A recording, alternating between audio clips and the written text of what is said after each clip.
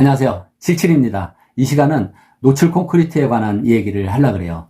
이 노출 콘크리트의 취지가 뭐냐면은, 자, 콘크리트를, 거푸집이 있어야 되죠. 콘크리트. 거푸집 안에다 부어놓고, 거푸집을 탈형, 딱 떼어내면 그 형체가 나오잖아요. 그걸 그대로, 건축물에 그냥 사용을 하는 겁니다.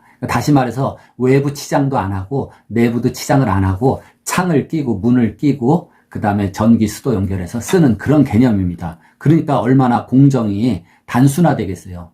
보통 우리가 집을 지면은 골조마다 다 다른데, 뭐 벽돌집이 됐던, 목조가 됐던, 뭐 ALC가 됐던, 다 외부에 또 치장을 다 해야 되죠. 외부에 뭐 스타코 처리를 한다든지, 미장을 하고 페인트를 칠한다든지, 뭐 도우를 갖다 붙인다든지, 그 다음에 내부도 마찬가지예요. 석고보드를 하고, 뭐 도배를 한다든지, 페인트를 한다든지, 내부에 또 뭐 타일을 붙인다든지, 여러 가지 치장을 해야 되는데, 그런 과정이 없어요.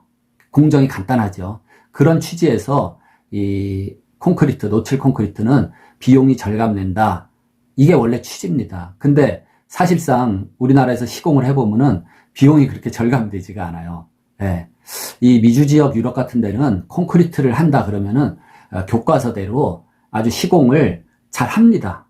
거푸집 잘 짜서 콘크리트 규격대로 붓고 이렇게 해서 그냥 거푸집을 딱 떼어내면은 그 자체로 그냥 노출 콘크리트로서 쓸 수 있을 정도의 아주 질 높은 콘크리트가 나와요. 그렇기 때문에 가능합니다. 그래서 보통은 미국이나 캐나다 지역은 한 90% 이상 전부 주택은 목조로 짓습니다. 목조로 짓는데 우리나라처럼 뭐 레미콘이 전화 한 통에서 가까운 데서 바로 뭐 오고 이런 시스템이 아니다 보니까 콘크리트 자체가 비싸기도 하고 이렇게 쉽지가 않아요.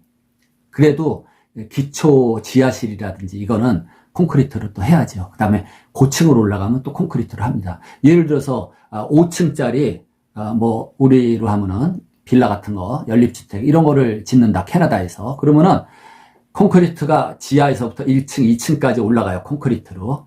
그 다음에 2층 뚜껑, 3층 바닥부터 목조로 3계층이 올라갑니다. 이런 식으로 목조를 굉장히 선호해요.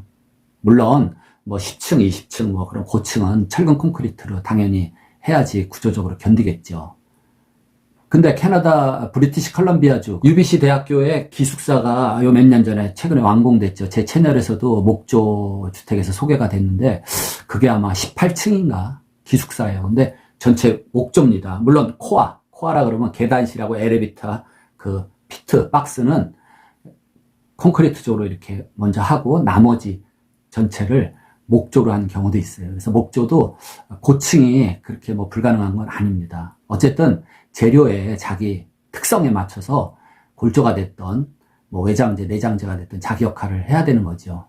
그래서 이 콘크리트 구조는 얘기했듯이 땅속에 잠겨서 습기가 접하고 그런 데는 기초 같은데 지하실 콘크리트, 그 다음에 도난 방지를 위해서 뭐 은행 금고라든지 이런 거, 그 다음에 뭐 군사시설 같은 데 또는 피난, 방공호, 폭격에 견딜 수 있게 그런 거는 콘크리트적으로 할 수가 있어요. 또 고층 건물 뭐 이런 거 63빌딩 철골조로도 하지만은 아파트, 고층 아파트 뭐 철근 콘크리트도 좋습니다. 근데 주택으로서는 좀 부적절하지 않나, 가성비 대비해 가지고. 예. 특히 우리나라는 지역별, 그러니까 제주도, 남부, 중부 이렇게 나눠서 건축물 부위별, 지붕, 외벽, 바닥 뭐 이런데 그 단열값이 있어요. 열 관리율 값을 단열재 두께로 맞춰줘야 돼요. 그러니까 단열재도 그 등급이 다나 다라가 있잖아요. 그러면 이제 다 등급이다. 그럼 뭐 20cm짜리 쓴다 그러면 성능 좋은 가 등급은 또 이런 두께, 네? 뭐 12cm면 되고 이렇게 그 단열재 두께별로 다르지만 어쨌든 열 관리율 값을 만족시켜줘야 돼요. 그래야지 주택으로서 사용 승인이 나는 겁니다. 어쨌든 저는 이제 그 노출 콘크리트적으로 된 주택에 대해서 그렇게 긍정적인 생각을 갖지 않기 때문에 뭐 이 시간에 노출 콘크리트에 시공할 때는 어떤 점을 주의하고 뭐 어떻게 하면 안 되고 뭐 이런 거에 대한 장황한 얘기는 삼가하고, 어쨌든 사진에서 보듯이 여러분들도 이런 지금 노출 콘크리트로 된 주택이 과연 물론 보는 시각마다 다르고 선호도에 따라서 다르지만은 주택으로서 그렇게 저는 이렇게 뭐 아름답다, 포근하다, 스위트홈 그런 느낌은 안 나는 것 같아요. 그냥 콘크리트 덩어리. 그치만 뭐 미술관이라든지 전 시간에 소개했던 DDP DDP가 뭐예요?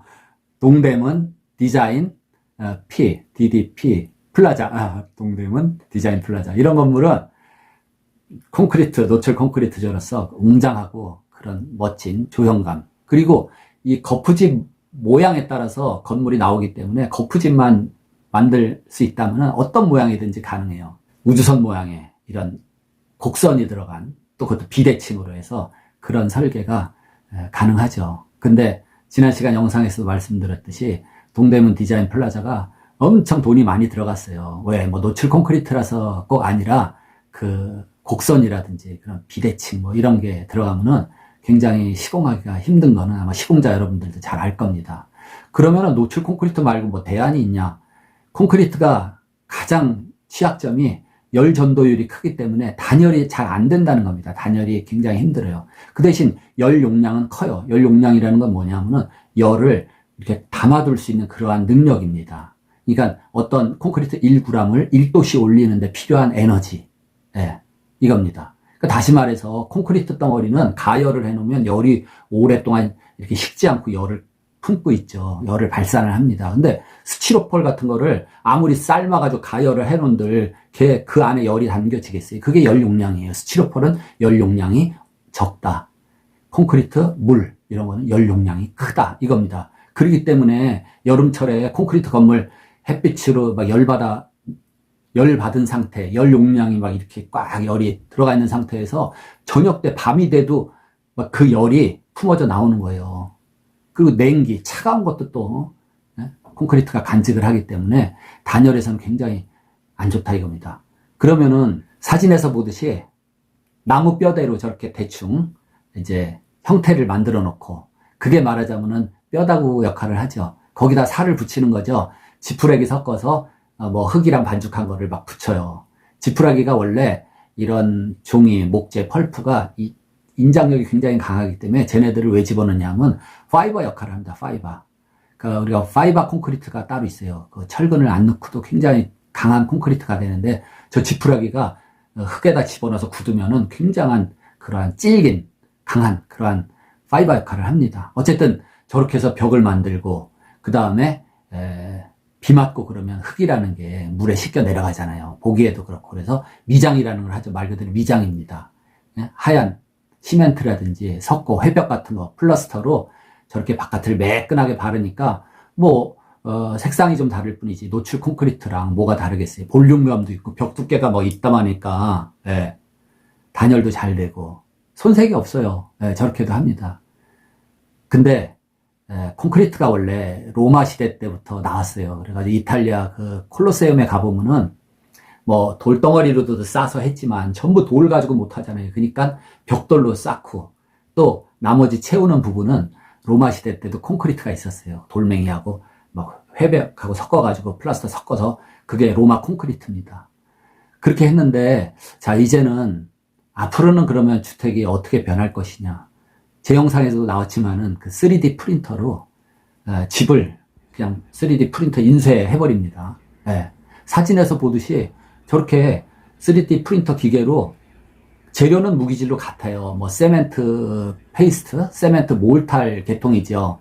회사마다 노하우가 있고 지금 저것 때문에 연구를 많이 하는데, 일반 우리 3D 프린터에서는 그 필라멘트라고 하는 거, 그 구조체를 이루는 그 물질이죠. 보통 일반 3D 프린터는 그 플라스틱 계통의 그런 필라멘트를 쓰는데, 이 집을 짓기 위해서는 내구성도 있어야 되고, 내후성도 있어야 되고, 강도도 튼튼해야 되고, 그러니까 세멘트 계통의 몰탈로 그 토출구에서 필라멘트 대신에 쭉 저렇게 나오죠. 그래서 디자인에 따라 다르지만 벽 두께를 두껍게 하고 그 가운데 골판지처럼 공간을 둬서 거기 단열재를 채운다든지, 아니면 공기 자체가 훌륭한 단열재니까 단열도 되고, 또 인간이 하는 게 아니잖아요. 그 로봇가 프린팅을 해내는 거예요. 그러니까 로봇가 뭐 밥을 먹어요. 쉬는 시간이 없잖아요. 그냥 계속해서 만들어냅니다. 그러니까 집 한 채 만들면은 뭐 그렇게 몇 시간 안 걸려요. 그래서 집이 한 채가 이렇게 만들어지고, 저것도 일종의